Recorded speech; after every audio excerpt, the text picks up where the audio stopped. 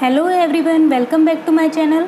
और आज की वीडियो में कॉमर्स का पार्ट 11 है और ये मैं पहले ही मेंशन कर चुकी हूँ कि ये आपके यूपी बीएड एंट्रेंस और यूजीसी नेट दोनों ही एग्ज़ाम के लिए बहुत हेल्पफुल वीडियोज़ हैं।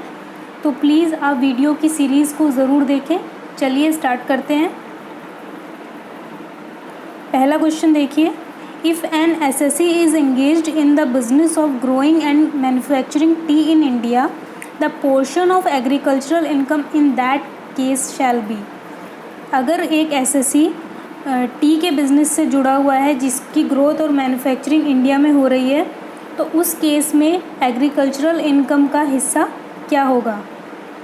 तो कितना होगा? 60%। That is option 4। Next question, a descriptive thought that a person holds about something is called. एक डिस्क्रिप्टिव थॉट जो कोई इंसान किसी चीज़ को लेकर अपने दिमाग में रखता है तो उसको क्या बोला जाता है? Belief. Option 1। Which of the following is not a measure for quality of service for consumer.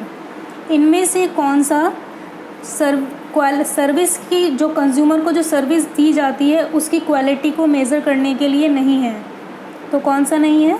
Competition नहीं है। ऑप्शन 3।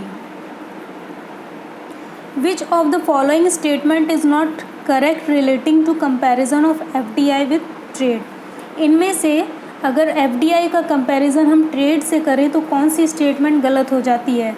तो कौन सी गलत हो जाएगी? Option 1, that is if only one market can better be served with differentiated products. सिर्फ एक market अलग अलग प्रोडक्ट्स को अच्छी तरह से सर्व कर सकता है, तो ये स्टेटमेंट गलत हो जाएगी। Option 1। A statement containing items such as job title, location, summary, duties, materials used, working condition etcetera is called. एक ऐसी स्टेटमेंट जिसमें job title, location, summary, duties, materials used, क्या क्या मटेरियल यूज़ हुए, वर्किंग कंडीशन, ये सब दी जाती है, उस स्टेटमेंट को क्या कहा जाता है? उसको कहा जाता है जॉब डिस्क्रिप्शन। जॉब से रिलेटेड डिस्क्रिप्शन। तो ये हो जाएगा option 3। Next question, in which year IFCI Act was amended in order to make it possible to provide assistance inter alia for medical health और other allied services। किस साल में, कौन से ईयर में IFCI एक्ट में सुधार किया गया? किस लिए? ताकि पॉसिबल फैसिलिटीज़, पॉसिबल असिस्टेंस दिया जा सके किस फील्ड में? मेडिकल, हेल्थ और उससे रिलेटेड सर्विसेज में। तो कौन से ईयर में किया गया ये? 1986। That is option 4। Next question देखिए, letters of credits, guarantees, forward contracts et cetera come under which one of the following. तो ये सारी चीज़ें किसके अंडर में आती हैं? तो ये आती हैं of balance sheets item of a bank. ये सारे ऑफ बैलेंस शीट आइटम्स होते हैं बैंक के। तो option 4। Which organizational analysis method is used among the following to develop various efficiencies indices relating to contribution of human capital in meeting the organizational goals? तो कौन सा method होता है? Resource utilisation analysis. Option 2। Next question, Which one of the following ratios are taken into consideration by a banker before sanctioning the loan? Loan sanction करने से पहले जो banker होता है वो किस रेशियो को अपने दिमाग में रखता है, किस रेशियो पर विचार करता है? तो वो करता है डेब्ट इक्विटी रेशियो पर। Option 3। Next question, if bonus shares are issued out of pre acquisition profit it will have. अगर बोनस शेयर्स इशू किए जाते हैं प्री एक्विजिशन प्रॉफिट से, ऐसा प्रॉफिट जो कंपनी एक्वायर करने से पहले हुआ है, तो उसमें क्या होता है? ऐसे में no effect on the consolidated balance sheet, consolidated balance sheet पर इसका कोई भी इफेक्ट नहीं पड़ता है। ऑप्शन 2।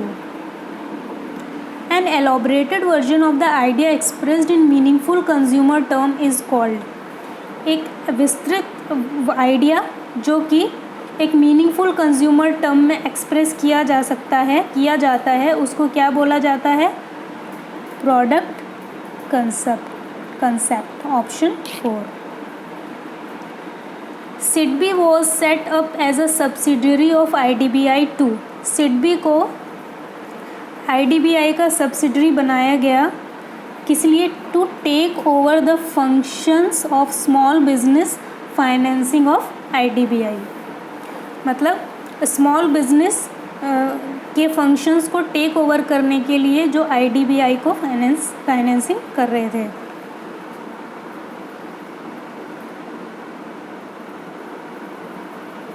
नेक्स्ट क्वेश्चन, तो इसका हो जाएगा option 1। A standard which can be attend under the most favourable working conditions is called, ऐसा स्टैंडर्ड जिसको अटेन किया जा सकता है, पाया जा सकता है बहुत ही फेवरेबल वर्किंग कंडीशंस के अंदर, तो वो कौन सा स्टैंडर्ड होता है? Ideal standard. Option 4। Next question, which of the following is not regulated by the competition act 2002, इनमें से कॉम्पिटिशन एक्ट 2002 द्वारा कौन सी चीज़ रेगुलेट नहीं की गई है? तो मेडिकल नेग्लिजेंस को रेगुलेट नहीं किया गया था। ऑप्शन 3। अब जो किए गए हैं उनको भी आपको याद करना बहुत ज़रूरी है। Next question, consumer attitudes and believes about diet, health and nutrition are influenced by, consumers का जो एटीट्यूड होता है और उनके जो बिलीव्स होते हैं, उनका जो विश्वास होता है डाइट से रिलेटेड, हेल्थ से रिलेटेड और न्यूट्रिशन से रिलेटेड, ये किससे इन्फ्लुएंस होता है, किससे इफेक्टिव होता है? ये उनके कल्चरल एनवायरनमेंट से। Option 4। Next question, relationship in marketing means, marketing के अंदर रिलेशनशिप का क्या मतलब होता है? तो वो होता है relation between company and consumers, consumer और कंपनी के बीच में जो रिलेशन होता है वही रिलेशनशिप का कहलाता है मार्केटिंग के अंदर। Option 3। Next question, the transformation of raw data into a form that will make them easy to understand and interpret, rearranging and manipulating data to generate information is called, एक raw data को इस तरह से interpret करना, उसका transformation करना ताकि वो समझने में आसान हो जाए और उसको इन्फॉर्मेशन में जनरेट किया जा सके, उसको क्या कहा जाता है?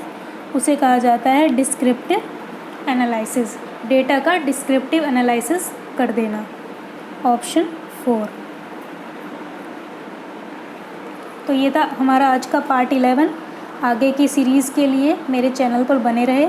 आपको अगर क्वेश्चंस में कोई भी दिक्कत है, अगर आपको कोई क्वेश्चन गलत लगा है या उससे रिलेटेड कोई क्वेरी है तो आप कमेंट सेक्शन में पूछ सकते हैं। और अगर आपको वीडियो पसंद आई है तो प्लीज़ मेरे चैनल को लाइक एंड सब्सक्राइब करें। Thank you.